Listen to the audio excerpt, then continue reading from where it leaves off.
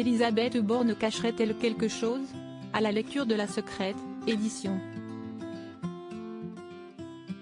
L'Archipel, livre de la journaliste Bérengère Bonte paru le 4 mai, le doute est permis. Car l'auteur révèle notamment que celui qui est présenté comme le compagnon de la première ministre, Patrice Aubert, serait en fait paxé à une autre femme depuis 2021. Dans ce chapitre, intitulé La couverture, elle apporte également de nombreux éléments relançant les rumeurs d'homosexualité autour de la locataire de Matignon. Ce qui ne plaît pas du tout à l'intéressé, au cœur d'autres révélations sur sa vie personnelle.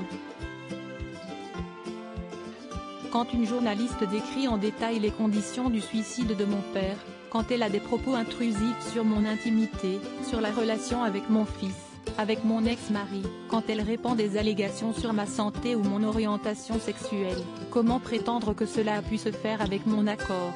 À un moment donné, on a envie de dire « trop, si est-ce trop », a déploré Élisabeth Borne ce week-end, dans une interview au journal du dimanche. Supérieur à découvrir notre diaporama sur Élisabeth Borne et les ministres à leur début. Élisabeth Borne en appelle à la justice, une nouvelle mise au point, quelques jours après avoir saisi la justice pour atteinte à la vie privée.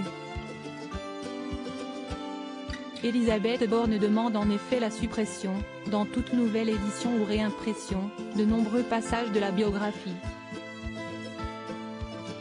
En particulier ceux faisant référence à sa santé et son orientation sexuelle et à sa vie familiale.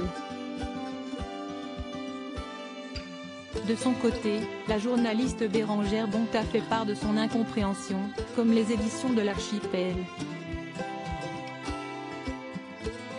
Ce livre est le fruit d'un an d'enquête, de dizaines d'interviews dont de longs entretiens avec Madame Borne ainsi que d'autres avec des membres éminents de son cabinet, de sa famille et de son cercle amical proche auquel elle avait donné son accord, a rappelé l'éditeur, qui se défendra devant la justice le 24 mai.